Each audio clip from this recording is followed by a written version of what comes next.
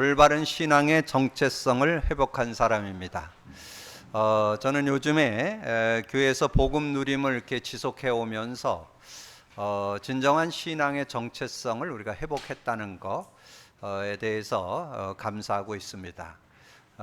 신앙의 정체성이라는 것은 뭐 대부분 복음으로 담났으면 정체성을 바르게 가졌다 그렇게 이야기들을 하는데 복음으로 담난 것 가지고 되는 게 아니고 누려야 됩니다.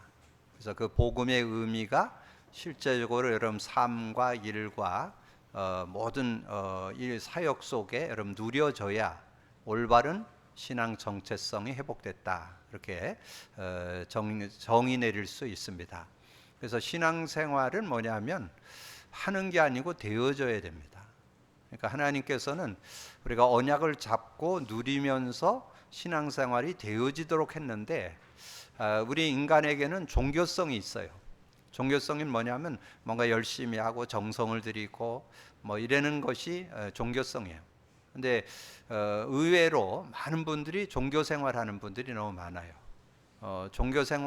신앙은 종교생활이 아니고 신앙생활인데 하나님 주신 복음을 누리는 거다. 자, 그러면 그것을 어디에서 찾아야 되느냐? 성경에서 찾아야 됩니다. 성경에서. 성경을 제가 전에 제가 성경을 많이 읽고 또 암송도 많이 하고 그랬는데 복음 누림을 하나님이 보여줬다는 거. 그것이 제가 복음을 누리면서 확인하게 됐습니다. 복음을 누려 보니까 성경이 그렇구나. 그래서 여러분이 구약은 주제 요절이 창세기 3장 15절 그리고 메시아 언약을 잡는 거죠. 신약은 마태복음 10장 16절 그리스도를 잡는 거지요. 그래서 그것을 그 의미를 얼만큼 누리느냐가 신앙생활의 전부고 그것이 올바른 신앙 정체성이다. 그렇게 여러분 정의를 내리시면 되겠습니다. 그래서 구약에서 한 사람을 예를 든다면 하나님께서 이끌어 가셨어요. 아브라함을 갈대우를 떠나서 가나안 땅에 들어가게 해가지고 그러면 이제 그때 창세기 3장 15절 메시아 언약을 잡았다는 증거로 피제사를 드리는 거예요. 근데 피제사를 아브라함이 그 신앙생활 여정 속에 한 번도 안 드린 적 없어요. 항상 드렸습니다. 항상 피제사를 드렸는데 그 의미는 못 깨달아. 의미가 뭐예요? 그 메시아의 의미 속에 하나님 만나는 길이 되십니다. 죄와 저주 해방 주셨습니다. 사단 이긴 권세를 주셨습니다. 요절로 드렸죠. 히브리서 10장 19절 20절, 히브리서 9장 11절 12절, 히브리서 2장 14절 15절. 그래서 구약의 피제사를 가지고 예수님을 통해서 나중에 설명한 게 히브리서예요. 그래서 피의 의미를 구체적으로 설명. 그래서 그 피 의미를 아브라함을 알게 하는데 못 깨닫는 거예요. 뭐 육신적으로 이렇게 어떤 그 산업적으로 뭐 삶에 많은 응답이 오니까 또 그거에 속아서 또 못 보고. 그러니까 그 시간을 다 정의 드릴 수 없고 우리는 많이 얘기 나눴으니까 아브라함이 피의 의미, 피제사 드려도 못 깨달으니까 하나님께서 할례를 통해서 그 피언약에 대한 의미를 깨닫도록 했죠. 그게 창세기 17장입니다. 근데 창세기 17장에 피언약의 의미를 깨닫고 신앙의 터닝포인트가 된 게 24년 걸렸다는 거. 여러분 거기에 대해서 한번 상고해 보셔야 돼요. 깊이 생각해 보셔야 돼요. 아브라함 우리가 뭐 믿음의 조상, 뭐 믿음의 시조 뭐 이렇게 얘기하잖아요. 정말 그 믿음의 본이 되는 그런 분이었는데 그 믿음이 실제 그 의미가 그리스도 메시아의 의미가 내 것 되는데 24년 걸렸다는 거. 여러분 꼭 기억하세요. 그래서 거기에서 여러분이 놓치지 말아야 될 게 뭐냐면 복음을 누렸다는 거. 메시아를 누렸다는 거. 그래서 아브라함의 생애는 창세기 12장서부터 16장까지와 17장서부터 24장까지 이렇게 딱 구분되어 있습니다. 그래서 복음을 갖고 있지만 못 누린 삶, 복음 갖고 누린 메시아 누린 삶 이렇게 딱 구분되어 있어요. 이렇게 좀 정리를 해서 그래서 여러분의 신앙에 대한 아이덴티티가 다시 한번 복음 주변에 여러분 복음 안 누리면서 담났다는 사람 너무 많아요. 복음을 누리는 게 담난 거예요. 그래서 여러분 그걸 잘 정리하셔서 인도받으시는 여러분 되어주시고, 신약에 와서는 예수님께서 직접 12제자 70인 제자 훈련을 시켰는데 그 대표적인 인물이 베드로잖아요. 자, 베드로를 3년 동안 이렇게 훈련을 시켰는데 3년 동안 훈련을 시켰는데도 예수가 그리스도라는 건 깨달았어요. 예수가 그리스도라는 건 깨달았는데 그리스도가 나의 모든 문제 해결이고 모든 답이다, 이렇게 담나는 데는 거의 3년이 지나고 이제 예수님이 마지막 부활 승천에 가시기 직전에 40일 집중 훈련을 통해서 깨닫게 됐어요. 그래서 집중 훈련이 필요한 거예요. 이게 집중 훈련을 통해서 이게 그 의미를 제대로 깨닫도록. 그래서 그거를 이제 베드로가 듣고, 주님의 말씀을 듣고 마가다라크에 모여가지고 기도하는 그 자리에 베드로가 있었잖아요. 그래서 거기서 기도를 하는데 이제 본인이 정말 그리스도가 다구나, 그리고 그리스도 잡은 사람에게는 성령으로 역사하는구나, 요거를 맛보게 됐죠. 그러니까 이제 이 베드로의 그 중심이 바뀌게 된 거예요. 그리스도로 결론을 딱 난 게, 그래서 메시지의 주제가 그리스도가 딱 나오죠. 사도행전 2장 22절에서 41절까지 베드로 설교가 나옵니다. 그러면 설교의 주제가 그리스도였다는 것을 36절로 증거하잖아요. 36절, 이스라엘 사람들아 내 집은 확실히 알지니 너희가 십자가 못 박은 그 예수를 하나님이 주와 그리스도가 되게 하셨느니라, 그렇게 말씀하잖아요. 그래서 예수가 그리스도다 밝히 증거하죠. 그리고 이제까지는 성전 미문에 앉은 안진뱅이에게 이 베드로가 인정도 많고 정도 많다고 그랬죠. 그리고 부자라고 그랬죠. 그러니까 아마 이제까지 아마 동전도 던져주고 아마 가서 더 나가서 옷도 사주고 이렇게 좀 해줬을 수도 있어요. 베드로의 그 성품상에는 그런 게 충분히 돼요. 근데 이제는 그게 중요한 게 아니다. 그러니까 얘기하잖아요. 은과 금은 내게 없다. 베드로가 없지 않아요. 근데 은과 금보다 중요한 게 있다. 나사렛 예수 그리스도 이름으로 일어나 걸어라. 그 안진뱅이가 얘기하잖아요. 네 운명과 팔절을 바꾸는 거, 네가 창세기 3장에서 빠져나오는 거, 네가 모든 전인격적으로 치유받는 길, 그리스도 이름 갖고 된다. 그걸 얘기하는 거잖아요. 나사렛 예수 그리스도 이름으로 일어나 걸어라. 그렇게 베드로가 증거를 하게 되고, 그런데 이제 그렇게 베드로 그 안진뱅이가 40년 동안 앉아있던 안진뱅이잖아요. 그 40년 동안 앉아있던 안진뱅이가 벌떡 일어나니까 사람들은 또 안진뱅이를 쳐다보지 않고 베드로와 요한을 쳐다보는 거예요. 그러니까 베드로와 요한이 왜 우리를 쳐다보냐, 우리가 그런 것처럼. 그게 아니다. 그래서 얘기한 게 16절이에요. 너희들이 십자가에 못 박고 죽인 나사렛 예수 그 이름이 이 사람을 완전히 낫게 했느니라. 여러분 그리스도, 여러분 모든 병 나을 수 있습니다. 지금 말세에 병들이 굉장히 관영하는 그런 시대에 삽니다. 영적으로, 정신적으로, 육신적으로 온갖 질병이 난무한 그런 시대에 사는데, 여러분 복음 제대로 갖고 누리면 저는 온전한 치유받는다고 확신합니다. 여러분 그런 믿음 갖고 있어야 돼요. 그래서 우리가 이 그리스도 고백 선포를 우리 교회에서 하고 복음을 회복하고 복음을 누리도록 하는 것이 올바른 신앙 정체성이라는 거, 여러분 꼭 믿음 갖고 누리시기를 바랍니다. 왜냐하면 올바른 복음 가지고 누려야만 응답도 바르게 받고, 중요한 건 치유입니다. 치유를 받아요. 영적으로, 정신적으로, 육신적으로 삶의 치유는 복음 누림 속에 들어 있습니다. 그걸 가지고 계속 누려야만 그 응답과 그 축복을 받게 되고, 그리고 성경적 응답, 그래서 성경이 나온 렘넌트 7명이 받았던 서밋의 응답을 받을 수 있습니다. 저는 복음 누리는 자는 누구든지 서밋의 응답 받을 수 있다고 확신합니다. 여러분 직장에서 우리 성도들 중에 산업하는 분 이제 서밋의 증거 올 겁니다. 우리 렘넌트들 속에 정말 이 시대의 나라, 이 우리나라에서도 그렇고 지금 글로벌 시대니까 세계 속에서 뜨는 그런 나라. 그래서 그런 증거를 우리도 확신하라고 올림픽이 열려가지고 지금 이번에는 맞아요, 그 금메달이 그냥 막 쏟아져 나오잖아요. 지금 강원도에서도 많이 강원도 선수들 중에서도 많이 나오더라고요.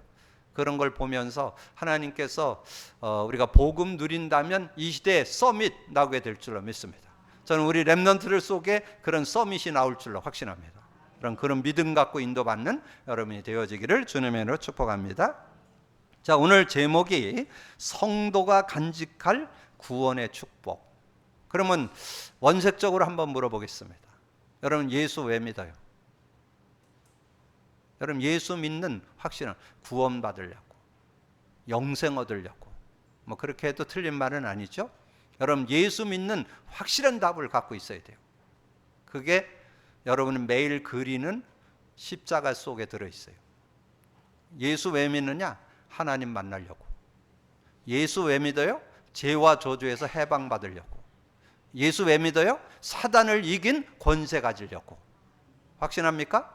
여러분 그거 누려봐야. 저는 제가 이거 제목을 이렇게 정리해 놓고 서론에서 뭔 얘기를 할까 저렇게 고민을 하고 기도하는 중에 하나님께서 그걸 딱 주더라고요.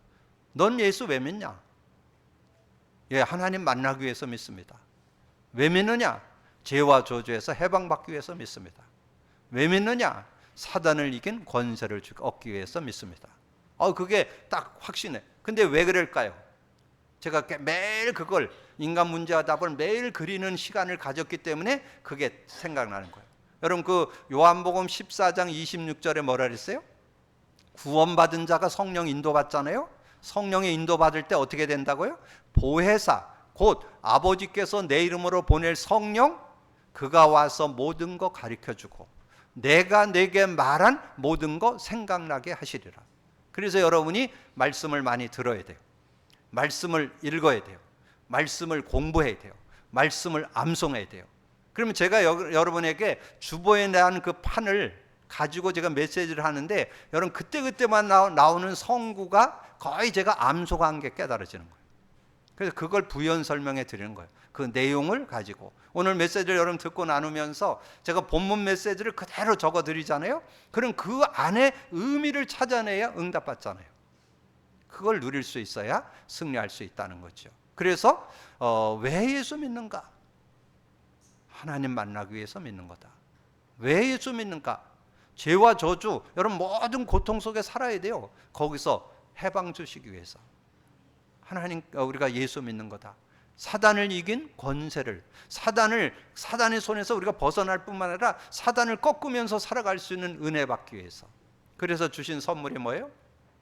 요한복음 14장 6절, 로마서 8장 2절, 요한일서 3장 8절. 이렇게 여러분 정리가 되어질 때 예수 믿는 거에 대한 실제적인 내용이 있는 신앙인이 될 수 있는 거죠. 그럼 뭐 예수 믿는다 뭐 이렇게 막 떠든다고 되는 게 아니라 뭔가 가지고 있어야 실제적인 응답과 축복을 누리는 거죠. 여러분 오늘 성도가 간직할 구원의 축복, 예수 믿는 확실한 답 갖고 사는 여러분 되기를 주님의 이름으로 축복합니다. 근데 이제 우리가 예수 믿고 이렇게 인도받는 가운데 여러분 서론의 세 요절을 드렸습니다. 근데 그 의미를 여러분 잘 되새김해 보셔야 돼요. 요한복음 5장 24절 드렸죠. 내가 진실로 진실로 너에게 이르노니 내 말을 듣고 또 나 보내신 자를 믿는 자는 영생을 얻었고, 현재 완료라 그랬죠. ing, 영생, 한 번 영생 얻으면 영원히 지속됩니다. 그래서 천국까지, 영생이 있기 때문에 천국까지 가는 거예요. 그래서 심판받지 않고 사망에서 생명으로 옮겼느니라. 그런데 그 영생을 얻었으면 어떤 축복이 있느냐? 그걸 예수님이 직접 얘기했어요. 그게 요한복음 10장 10절이에요. 도적이 온 것은 죽이고 멸망시키려 온 것이고, 내가 온 것은, 예수님이 온 것은 양으로 생명을 얻게 하고 더 풍성히 얻게 하려 함이라. 그럼 생명의 풍성함을 누린다. 여러분 생명을 얻었으니까 이제 앞으로 살게 될 것이고, 살아났으니까 살아난 응답을 받게 될 것이고, 근데 그 안에 내용이 있어야 된다는 거죠. 영생 그랬는데 생명 그랬는데 생명을 어떻게, 그 안에 생명의 풍성함을 뭘로 누릴 거냐, 요거를 알고 있어야 된다. 그게 요한복음 17장 3절이에요. 영생은 곧 유일하신 참 하나님과 그가 보내신 자 예수 그리스도를 아는 것이니이다. 신앙생활 하면서 그리스도 모르면 안 된다니까.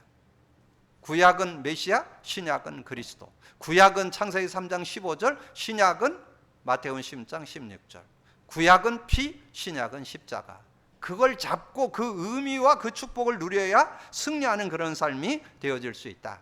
그래서 아까 서두에 말씀드렸던 아브라함을 그 피의 의미를 깨닫게 하는데 하나님이 직접 이끌었다니까. 하나님이 직접 갈대우를 떠나서 가나안 땅에 들어갔을 때 심한 가뭄이 들게 해가지고 언약을 잡도록 했는데 그걸 못 잡고는 그 비밀이 없으니까 애굽으로 내려가고, 가병 318명을 거느리고 저 소돔과 고모라 전쟁에서 승리하고 돌아왔는데 물어보니까 나는 너의 배경이고 너의 큰 상급이라고 이렇게 딱 얘기하니까 나의 상속자는 여기 엘리에셀입니다. 그 얘기는 뭐야? 왜 애 준다더니 애 안 줘요? 그 얘기예요 지금. 그러니까 실제로 안 믿는다니까. 의미가 내 거 안 돼요. 그래갖고 그럼 나한테 제사 지내봐라. 양을 잡고 소를 잡고 제사를 지내라. 제사를 지냈더니 어둠이 덮이더니 캄캄함이 밀려오더니 흑암이 덮였는데 이 아브라함이 두려움에 빠졌더라. 창세기 15장 11절에 나오죠. 그러니까 언약이 잘 내 거 안 되니까. 그러니까 세상 살아가는 것도 되는 거예요. 10년이 됐는데 애를 못 낳네? 그래갖고 사라가 얘기해요. 나도 나이가 많고 당신도 나이가 많으니까 아마도 하나님이 우리 애를 우리 사이에서 주는 게 아니라 다른 데서 줄 것 같다. 저 애굽에서 올라올 때 데려온 하갈 취해서 우리 애 낳자. 그러니까 덜커덕 이 아브라함이 얼쑤구나 좋다 해갖고 애 낳잖아요. 근데 그게 가정의 분란이 되고, 지금 이스라엘과 아랍권과 싸움이 이삭과 이스마엘 싸움입니다. 그 후손들이 계속 지금 고통당하는 그런 모습. 누구 때문에? 아브라함의 언약을 놓친 것 때문에. 그 결과를 갖게 됐잖아요. 그런다고 해서 되는 게 아니라니까. 하나님은 정확하게 피제사로 안 되니까 할례를 통해서. 17장 24절이죠. 아브라함이 할례를 받은 때가 99세였더라. 24년 걸렸죠. 여러분 잘 보세요. 그 이후에는 전혀 흔들림 없이 피언약 안에서 그 의미 가운데서 완전 승리했던 그런 모습을 말씀해주고, 베드로도 그렇게 주는 그리스도시여 했지만은 막 어땠어요? 주는 그리스도 그랬지만 예수님 선생님 잡으러 오니까 자기 칼을 빼갖고 종을 귀를 자르고 예수님 앞에서 3번이나 부인하고, 그것도 뭐 총칼을 든 군병 앞에서 부인했다면 좀 이해가 돼요. 게이지바이들이 얘기하는 데서 예수님을 3번이나 저주하면서 부인하고, 빈무덤 가보고도 물고기를 잡으라고. 근데 그거는 우리의 체질을 설명하는 거예요. 우리도 그렇다는 거예요. 우리도 주는 그리스도 그러면서도 조금만 뭐 저거 하면 세상으로 동화되고 육신적으로 동화되고 이런 모습이라는 거예요. 그런 모습 되지 말고 언약 잡고 제대로. 그래서 오늘 다 외워놓았겠지만 다시 한번 외우세요. 요한복음 17장 3절. 영생 알아도 영생의 비밀 모르면 승리 못해요. 영생은 곧 유일하신 참 하나님과 그가 보내신 자 예수 그리스도를 아는 것이니이다. 자, 오늘 예배서 1장으로 들어왔는데요. 예배서 1장, 여러분 이걸 연역법이라 그러죠. 신앙에 대한 결론 내놓고 그걸 설명하는 게 성경이에요. 그래서 각 1장에 신앙생활의 결론을 내놓고 2장 이제 어디서 어떻게 구원받았는지, 3장 어떤 축복을 받았는지, 이제 그 안에서 어떻게 살아야 되는지 이게 설명되어 있습니다. 그걸 연역법이라 그러죠. 여러분 오늘 1장에서 먼저 뭐를? 성도가 간직할 구원의 축복. 그럼 뭐부터 알아야 되겠어요? 구원의 은혜부터 알아야 되겠죠. 그래서 1절에 하나님의 뜻으로 말미암아 그리스도 예수의 사도된 바울은 예배소에 있는 성도들과 그리스도 예수 안에 있는 신실한 자들, 신실하다, 믿음직스러운, 정말 복음 안에서 그 은혜를 가지고 살아가는 그런 사람들. 그래서 2절에 하나님 우리의 아버지와 주 예수 그리스도로부터 은혜와 평강이 너에게 있을지어다. 하나님의 은혜와 평강이 너에게 있을지어다. 3절에 찬송하리로다. 하나님 곧 우리 주 예수 그리스도의 아버지께서 그리스도 안에서 하늘에 속한 모든 신령한 복을 우리에게 주시되. 여러분 하늘에 속한 신령한 복이 뭘까요? 여러분 그런 의미가 찾아져야 응답을 받을 수 있어요. 하늘에 속한 신령한 복 많이 얘기할 수 있지만 한마디로 딱 얘기하면 뭐냐면 하나님 나라. 여러분 예수 믿어서 얻은 축복이 뭔지 아세요? 하나님 나라. 그럼 하나님 나라의 의미와 그 축복을 여러분 제대로 알아야 누릴 수 있겠죠? 그래서 하나님 나라 어디 나와요? 마가복음 1장 15절. 때가 찼고 천국이 가까웠으니 회개하고 복음을 믿어라. 회개하고 복음 믿어야 하나님 나라가 내게 임하는 거예요. 회개하고 복음을 받았더니 내게 임했다. 어디 나와요? 누가복음 17장 20절에서 21절. 바리새인들 성경 공부, 성경 제대로 많이 읽고 성경 지식이 많은데 하나님 나라가 언제 임합니까? 예수님께 물었어요. 그러니까 하나님이 예수님이 그렇게 얘기했잖아요. 하나님 나라는 눈에 보이게 오는 것이 아니라 너희 속에 있느니라. 하나님 나라가 우리 속에 있다는 거예요. 우리 속에 있다는 말은 성령을 소유한 걸 하나님 나라라고 그래요. 예수님을 믿고 성령이 내 마음에, 그래서 너희 속에 있느니라 그렇게 말씀했잖아요. 그러면 여러분 세상 살아가면서 하나님 나라 어떻게 누릴 수 있을까요? 여러분에게 늘 말씀드렸는데 또 그 얘기 안 해. 여러분 그러면 속아요. 또 그 얘기 아니에요. 오늘 새롭게 들려야 돼요. 어디? 마가복음 16장 17, 18절. 여기에 하나님 나라가 아주 구체적으로 설명되어 있어요. 마가복음 16장 17, 18절. 17절. 믿는 자들에게 이런 표적이 따르니 내 이름으로 귀신 쫓아내며 새 방언을 말하며. 요게 하나님 나라예요. 귀신은 쫓겨나가고 새 방언이라는 건 천국말이 한다는 거예요. 원망하고 불평하고 미워하고 시기 질투하고 이 말이 아니고 감사하고 찬양하고 하나님께 영광 돌리는 그런 삶이 되어지는 것을 하나님 나라라고 그래요. 하나님 나라. 하나님 나라가 언제 임하느냐? 예수 그리스도 이름으로. 예수 그리스도 이름으로 임한다. 그러면서 뱀을 집어 올리면 뱀 잡으라는 얘기 아닙니다. 뱀 잡으라는 얘기 아니고 이 사단을 결박하고, 그리고 여러분이 정말 복음 누려가지고 여러분이 그거 응답받아야 돼요. 무슨 독을 마실지라도 해를 받지 않는다. 여러분에 대해서 어떤 지적을 해줬을 때 여러분 넘어설 수 있어요? 제가 지난번에 한번 얘기했잖아요. 저는 경상도에서 태어나갖고 목소리가 커요. 그래서 제가 늘 지적받는 거, 이 찻집이나 이런 데 가서 뭔가 대화를 하는데 제 목소리가 제일 커. 그리고 옆에 앉았던 우리 집사람이 좀 살살 얘기하라고. 그런데 그게 예전에 상처되더라고요. 왜 내가 얘기하는데 왜 자꾸 뭐 그러냐고. 그렇게 했는데 여러분 깨닫고 나니까요, 제가 목소리 큰 게 얼마나 도움되는지 몰라요. 중국 가면요 100명 200명인데 마이크가 없어. 그래도 요즘엔 이제 마이크도 많이 좀 발전됐는데 제가 초창기에 중국 들어갔을 때는요 마이크가 없이 얘기를 해야 돼요. 근데 제가 가면 되게 좋아해. 왜냐면 저 뒤에 앉은 사람까지 다 들리니까.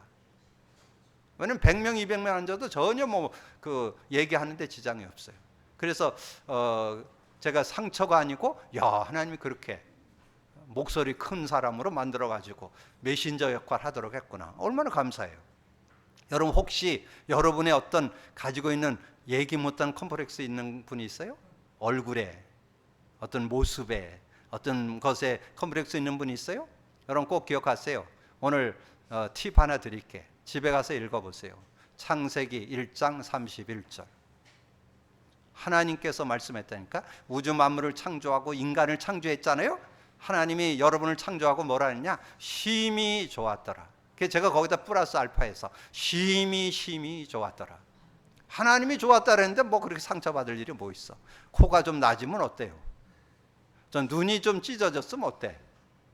더 잘 보여. 그러니까 전혀 거기에. 그래 여러분 기억하세요. 60, 70억 인구 중에 여러분 같은 사람 있을까 없을까? 한 명밖에 없어요. 한 명밖에. 좀 닮은 사람이 있어도 여러분 같은 생긴 사람 딱 한 명밖에 없다니까. 오늘부터 여러분의 당당함을 갖고 사시기를 주님을 축복합니다. 어깨 펴세요. 어깨 펴세요. 나 같은 사람 한 명밖에 없다니까. 여러분 당당하게 그렇게 살아갈 수 있는, 그게 복음 가진 자의 아이덴티티야. 여러분 그런 믿음 갖고 승리하는 여러분 되기를 주님의 이름으로 축복합니다. 그러면서 하나 더 말씀드릴게요. 마가복음 16장 18절 많이 말씀드렸죠. 병든 자에게 손을 얹은 즉 나으리라. 그 말은 문자 그대로 손 얹어 기도하라는 뜻도 들어있어요. 근데 거기에 손을 얹는다는 말이 뭐라 했어요? 성령의 역사라고. 그래서 그 밑에 나와요. 예수님이 부활 승천에 가셔서 하나님 보좌 우편에 앉으셨다. 그게 19절이에요. 그리고 제자들이 나가서 두루 전파하는데 성령께서 역사해갖고 그 따르는 표적으로 많은 사람들이 죽게 돌아왔어. 그러면은 성령님이 부활 승천에 가셔서 지금 그 예수님이 부활 승천에 가시고 성령으로 역사하신다는 뜻이에요. 그게. 그러니까 성령이 역사하면 여러분의 어떤 병도 나을 수 있음을 믿습니다. 어떤 병, 영적인 병, 정신적인 병, 여러분이 불치의 병, 육신적인 병 다 나을 수 있습니다. 저는 확신합니다. 어떤 병도 나을 수 있다. 그게 마가복음 16장 18절이에요. 여러분 꼭 기억하세요. 그래서 여러분 하나님 나라를 누린다. 자, 그러면 구원의 섭리를 하나님이 어떻게 우리에게 베풀어 주셨는가? 그래서 1장 4절에 보니까 곧 창세전에 그리스도 안에서 우리를 택하사 우리로 사랑 안에서 그 앞에 거룩하고 흠이 없게 창세전에 여러분을 구원하는데 창세전 여러분이 짓기 전에 태어나기 전부터. 근데 그거 부연 설명된 게 어디 있어요? 예레미야 1장 5절에 예레미야 1장 5절에 내가 너를 모태에 짓기 전에 여러분이 태중에 짓기 전에 너를 알았고 내가 배어서 나오기 전에 너를 성별하였고 너를 여러 나라의 선지자로 세웠노라. 선지자로 이 예레미야를 세울 것을 아마 태중에 짓기 전에 태에서 나오기 전에 여러분이 구원받은 거 여러분이 태에 짓기 전에 태에서 나오기 전에 하나님께서 구별했다는 거. 창세 전에 그런 의미예요. 그러면서 5절에 그 기쁘신 뜻대로 우리를 예정하사 예수 그리스도로 말미암아 자기의 아들들이 되게 하셨으니. 그래서 하나님께서 예정하시고 작정하시고 섭리 가운데 시간표 따라 하나님께서 구원 역사를 이루고 여러분을 자녀 삼았다는 거. 여러분 하나님 자녀된 자부심 있습니까? 하나님 자녀 아니면 마귀 자녀예요. 예수님이 얘기했어요. 요한복음 8장 44절에 너희는 너희 아비 마귀에게서 났다. 마귀 자녀다. 근데 우리는 예수 믿고 하나님 자녀 됐잖아요. 요한복음 1장 12절에 보니까 영접하는 자, 그 이름을 믿는 자들에게 하나님의 자녀가 되는 권세를 주었으니 이는 혈통으로나 육정으로 나지 않고 하나님께로 난 자. 하나님께로 났다는 말은 성령을 소유했다는 말이에요. 그래서 요한복음 14장 16, 17절에 이 성령이 우리와 영원히 함께하고 우리 속에 계시는. 그래서 그거에 대한 내용을 이 사도 바울이 밝히 깨닫고 증거했죠. 그게 로마서 8장 14절 15절이에요. 뭔가 여러분 좀 자녀에 대한 자부심이 약한 분은 오늘 로마서 8장 14절 15절을 한 서너 번 읽어보시고 하나님의 자녀가 되어서 나는 하나님을 아빠 아버지라 부르짖게 됐다. 이런 확신을 갖고 사시기를 바랍니다. 14절 15절 무릇 하나님의 영으로 인도함을 받는 사람은 곧 하나님의 아들이라. 너희는 다시 무서워하는 종의 영을 받지 아니하고 양자의 영을 받았으면 우리가 아빠 아버지라 부르짖게 하셨느니라. 그래서 여러분이 정말 자녀된 축복, 하나님의 은혜 가운데 하나님의 자녀로 살아갈 수 있는 은혜 주셨다는 것, 그 믿음을 갖고 인도받고 이는 그가 사랑하는 자 안에서 우리에게 거저 주시는 바 그 은혜의 영광을 찬송하려고, 그 은혜와 그 축복을 찬송하고 간증하는. 그래서 저는 이제 우리 교회에다 강고 시간에 말씀드리겠지만 하나님께서 저희 교회에 복음을 회복하고 복음 누리는 그런 축복 속에 들어왔다는 것은 두 가지 축복이 들어 있습니다. 성경적 응답과 성경적 전도가 들어 있어요. 근데 그게 모델인 어디냐 하면 마가다락방 교회가 그 응답을 받았어요. 마가다락방 교회 성도들은 정말 복음 누림 속에서 성경적 응답을 받았고 성경적 전도 역사를 이루는 그런 증인들이 됐던 것을 말씀해 주고 있어요. 그래서 저는 우리 교회가 그 응답의 주역들이 될 것이라고 확신합니다. 오늘부터 여러분 결단하세요. 나는 성경적 응답받는 사람, 나는 성경적 전도하는 사람, 나는 그 증인으로 살게 될 것이다. 여러분 그런 믿음 갖고 인도받는 여러분이 되어지시기를 바랍니다. 자, 구원의 능력이 예배서 1장 8절에서부터 19절 내용 속에 잘 들어 있습니다. 특별히 8절에 이는 그가 모든 지혜와 총명을 너희에게 넘치게 하사. 여러분 예수 그리스도를 믿을 때 그 안에 모든 지혜, 지식의 보화가 감춰 있다고 믿어요? 저는 그리스도 고백 선포하면서 어떤 것도 안 풀리는 게 없는 마스터키, 어떤 문제도 해결 안 되는 만병통치약, 저는 그렇게 확신하면서 성구를 하나 잡았어요. 골로새 2장 3절. 골로새 2장 3절 사도 바울이 깨달았죠. 그 안에는 지혜와 지식의 모든 보화가 감추어져 있는, 모든 보화가, 지식 지혜의 모든 보화가 그 안에 감추어져 있어요. 그래서 그 믿음 가지고 인도받을 때 승리할 수 있다. 그래서 9절 10절 그 뜻의 비밀을 우리에게 알려하신 것이요 그의 기뻐하심을 따라 그리스도 안에서 때가 찬 경륜을 위하여 예정하신 것이니 하늘에 있는 것이나 땅에 있는 것이나 다 그리스도 안에서 통일되게 하려 함이라. 하나님 안에서 이제 모든 것을 우리가 깨닫고 믿음으로 살아갈 수 있는 그 은혜가 있다는 거죠. 그러면서 13절에 그 안에는 안에서 너희도 진리의 말씀 곧 너희의 구원의 복음을 듣고 그 안에서 또한 믿어 약속의 성령으로 인치심을 받았느니라. 여러분, 성령을 완전 인쳤다, 인감 도장을 찍었다. 그런데 그 성령을 많은 분들이 놓쳐. 오늘 성령 누리는 여러분 되기를 주님으로 축복합니다. 성령 누리려면 세 요절만 여러분 기억하시면 돼요. 성령 누릴 때 요한복음 14장 16, 17절 성령과 영원히 함께하고 우리 속에 계신다. 근데 중요한 게 두 번째 요한복음 14장 26절이에요. 성령의 인도를 받아야 되는데 자꾸 성령 인도를 안 받으면 한계가 와요. 아까 말씀드린 대로 보혜사 곧 아버지께서 내 이름으로 보낼 성령 그거 와서 모든 거 가르쳐준다. 여러분이 궁금한 거, 여러분 답답한 거 한번 질문해 보세요. 성령님 어떻게 하면 됩니까? 이럴 때는 어떻게 하면 되겠습니까? 한번 질문해 보세요. 성령님께서 가르쳐주나 안 가르쳐주나. 인격이신 성령님이 여러분의 모든 길을 안내해 주십니다. 저 사람을 수용할까요 말을까요? 어떻게 하면 좋겠습니다.